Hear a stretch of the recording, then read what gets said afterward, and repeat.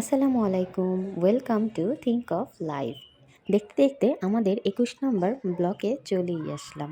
যাই হোক, সবাই ভালো আছেন? আশা করি আমরাও অনেক ভালো আছি। আজকে নুসাইবার আম্মুর বার্থডে, মানে আমার।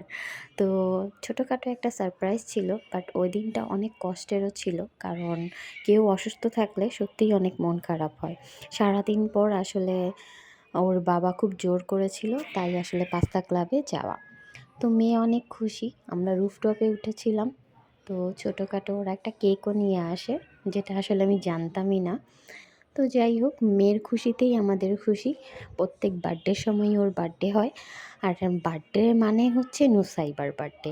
ও খুব খুব এনজয় করে। যে কারোরই বার্থডে হোক না কেন, ও সেটা ফিল করে যে ওই দিনটা ওর।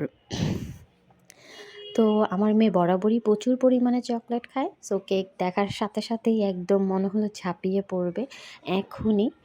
আর আমি আসলে কোনো ব্লগেই থাকি না, তাই আসলে আমি কেটে দিলাম। এই তো।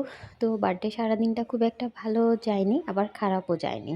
তো হাসব্যান্ডকে আসলে ধন্যবাদ, যে এত কিছুর মাঝেও ওয়াইফের বার্থডে মনে রাখা, আসলে সেটাই অনেক বড় কিছু প্রাপ্তি। তো মেয়ে আসলে ওইদিন যতক্ষণই ছিলাম আমরা পাস্তা ক্লাবে খুবই এনজয় করেছে।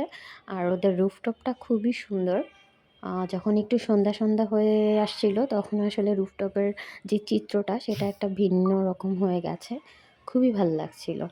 আর ওদের পাশাপাশি অনেক ফুলের টব, সেখানে অনেক সুন্দর সুন্দর ফুল ফুটে আছে, মনে হচ্ছে আজকে আমার জন্মদিন। তাই এই ফুলগুলো একদম বরাবর ফুটে আছে। যাই হোক, গাছের ফুল গাছেই মানায়। এই তো। তো রুফটপে আসলে মোটামুটি মানুষজন ভালোই ছিল। আর যেহেতু আমার বার্থডে বলে কথা, বার্থডে একটা ফিলিংস হচ্ছিল। এটা ছিল ওদের ভিতরে।